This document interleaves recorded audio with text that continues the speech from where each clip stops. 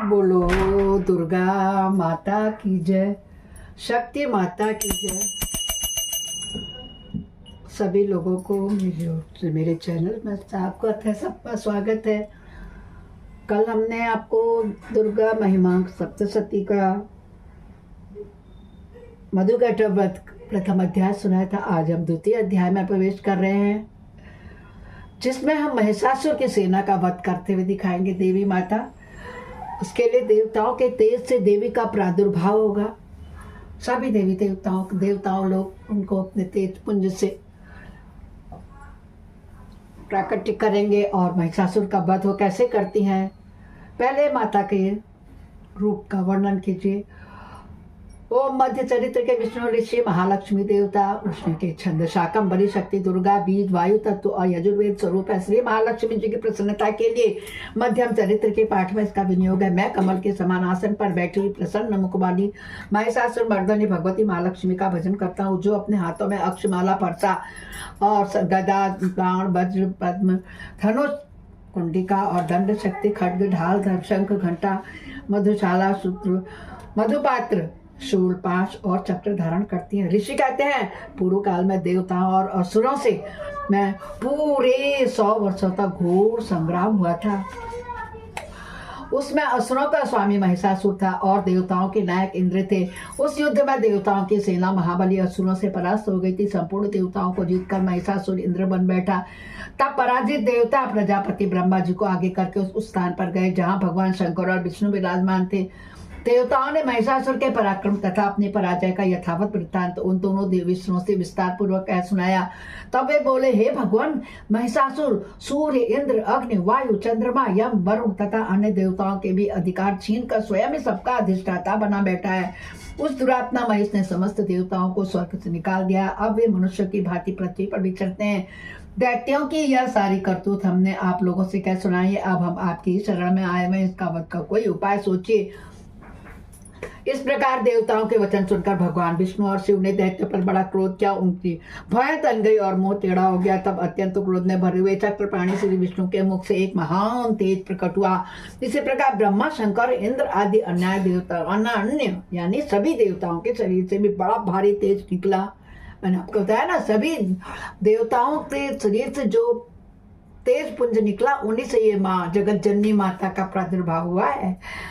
इसी प्रकार ब्रह्मा, शंकर तथा इंद्र आदि अन्य देवताओं के शरीर से भी बड़ा भारी तेज निकला। वह सब मिलकर एक हो गया। महान तेज का वह पुंज जाज्वल्यमान होकर पर्वत सा जान पड़ा।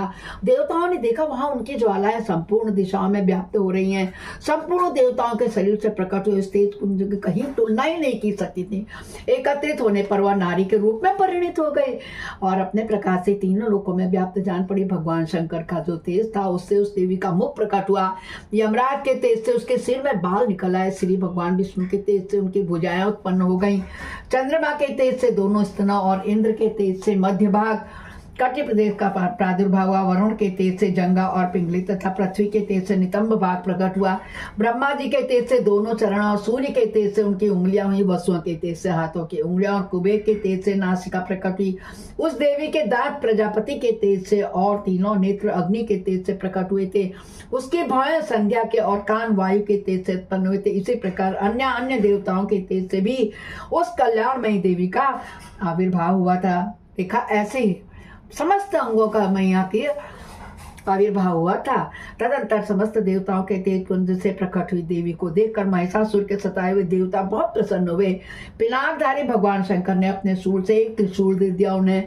फिर भगवान विष्णु ने भी अपने चक्र से चक्रोत्पन्न करके भगवती को अर्पण कर दिया।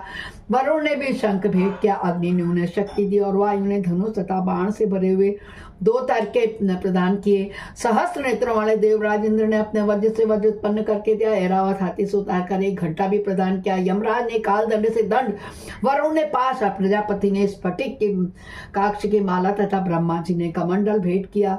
सूर्य ने देवी के समस्त रूपकुंभ में अपनी किरणों का तेज भर दिया। काल ने उन्हें चमकती हुई ढाल और तलवार दी। शिव समुद्र ने उज्जवल हार और कभी क्षीण न होने वाले 2 दिव्य वस्त्र भेंट किए।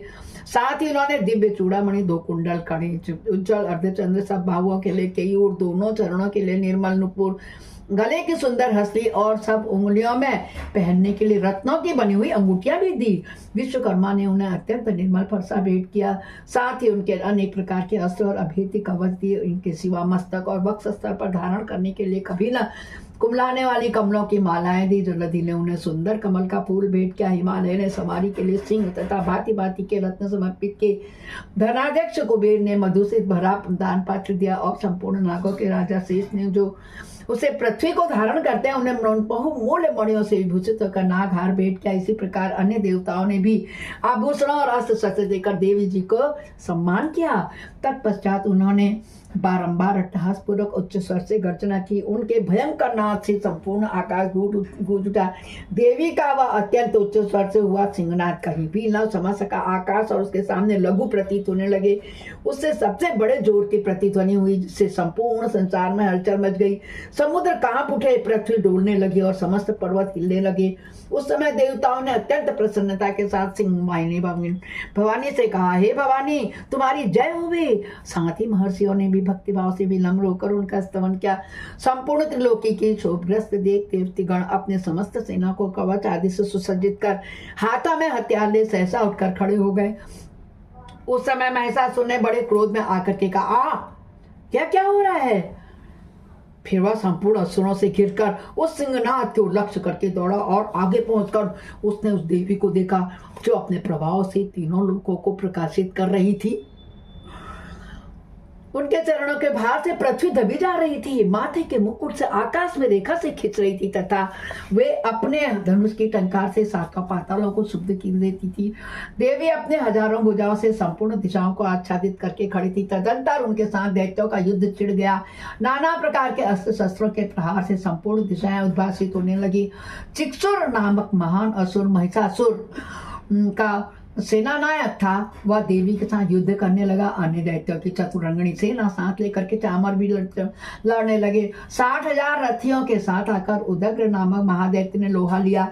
1 करोड़ रथियों को साथ लेकर महा नामक दैत्य युद्ध करने लगा, जिसके रोए तलवार के समान तीखे थे। वह असिलोमा नाम का महादैत्य 5 करोड़ रथी सैनिकों सहित युद्ध में आ डटा। 60 लाख रथियों से घिरा हुआ वास्कल नामक दैत्य भी इस युद्ध भूमि में लड़ने लगा। परिवारित नामक राक्षस हाथी सवार और घुड़सवारों के साथ अनेक दलों और 1 करोड़ रथियों को सेना लेकर के युद्ध करने लगा।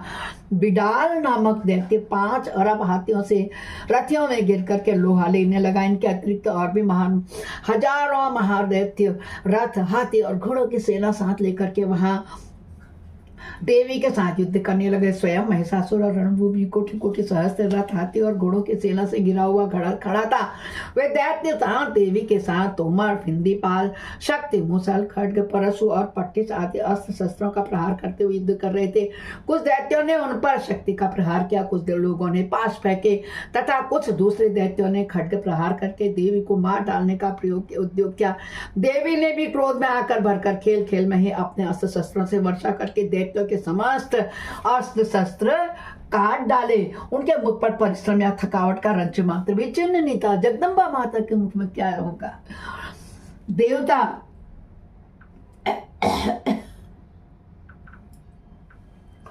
देवता और ऋषि उनकी स्तुति करते थे और वे भगवती परमेश्वरी दैत्यों के शरीर पर अस्त्र शस्त्रों की वर्षा करती रही। देवी का वाहन सिंह भी क्रोध में भरकर गर्दन के बालों को हिलाता वह असुरों की सेना में इस प्रकार विचरने लगा मानो वनों में दावानल फैल रहा हो। रणभूमि में दैत्यों के साथ युद्ध करती हुई अंबिका देवी ने जितने निश्वास छोड़े वे सभी तत्काल सैकड़ों हजारों गणों के रूप में प्रकट हो गए और परशु, भिंदीपाल, खड्ग, पट्टिस और अस्त्रों द्वारा असुरों का सामना करने लगे। देवी की शक्ति से बड़े हुए गण और असुरों का नाश करते हुए नगाड़ा, शंख आदि बजाने लगे। उन संग्राम महोत्सव में कितने ही गण मृदंग बजा रहे थे। तदंतर देवी ने त्रिशूल से, गदा से, शक्ति की वर्षा से और खड्ग आदि से सैकड़ों महादैत्यों का संहार कर डाला। कितनों को घंटे के भयंकर नाद से मूर्छित करके मार गिराया। बहुतेरे दैत्यों को पास से बांध कर धरती पर घसीटे। कितने ही दैत्य उनकी तीखी तलवार की मार से 2-2 टुकड़े हो गए। बोलो शेरावाली मैया की जय होवे। कितने ही गदा की चोट से घायल हो गए, धरती पर सो गए। कितने ही मूसल की मार से अत्यंत आहत होकर रक्त वमन करने लगे। कुछ दैत्य सूर से छाती फट जाने के कारण पृथ्वी पर ढेर हो गए। उस रणांगण में बाण समूह की वृष्टि से कितने ही असुरों की कमर टूट गई। बाज की तरह झटपटने वाले कैसे झपटते, जैसे बाढ़ झपटता है दोस्तों। देव पीड़क दैत्यगण अपने प्राणों से ही हाथ धोने लगे। किन्हीं की बाहें छिन्न भिन्न हो गई, कितनों की गर्दन कट गई, कितने ही दैत्यों के मस्तक कट कट कर गिरने लगे।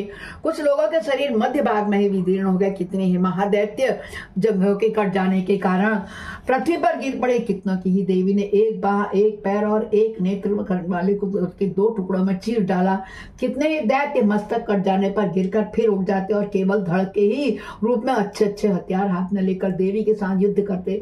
दूसरे कबंध युद्ध के बाजों की लय पर नाचते हुए। कितने ही बिना सिर के धड़, हाथों में खड्ग, शक्ति और दृष्टि के लिए दौड़ते हुए तथा दूसरे महादैत्य को ठहरो ठहरो यह कहते हुए देवी के युद्ध के लिए ललकारते थे। जहां वह घोर संग्राम हुआ था वहां की धरती देवी के गिराए हुए रथ, हाथी, घोड़े और असुरों की लाशों से ऐसी फट गई कि वहां चलना फिरना असंभव हो गया।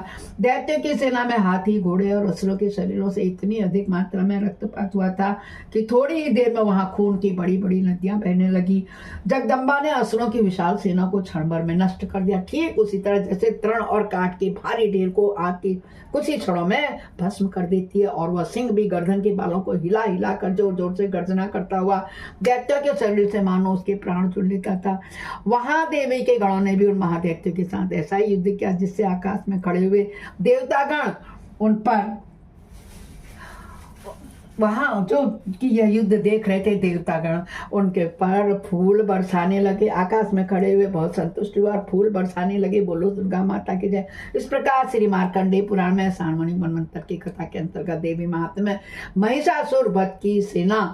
महिषासुर की सेना का वध नामक दूसरा अध्याय पूरा हुआ। बोलो दुर्गा माता की जय, शक्ति माता की जय, सरस्वती माता की जय हुए। जय जय शिरा वाली, जय जय लाटा वाली माता तेरी सदा ही जय हुए।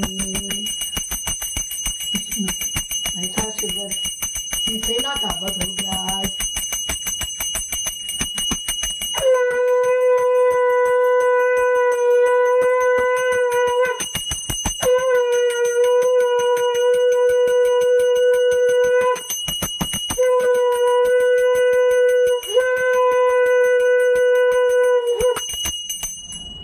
नमस्कार दोस्तों, कल फिर मिलते हैं तीसरे अध्याय के साथ।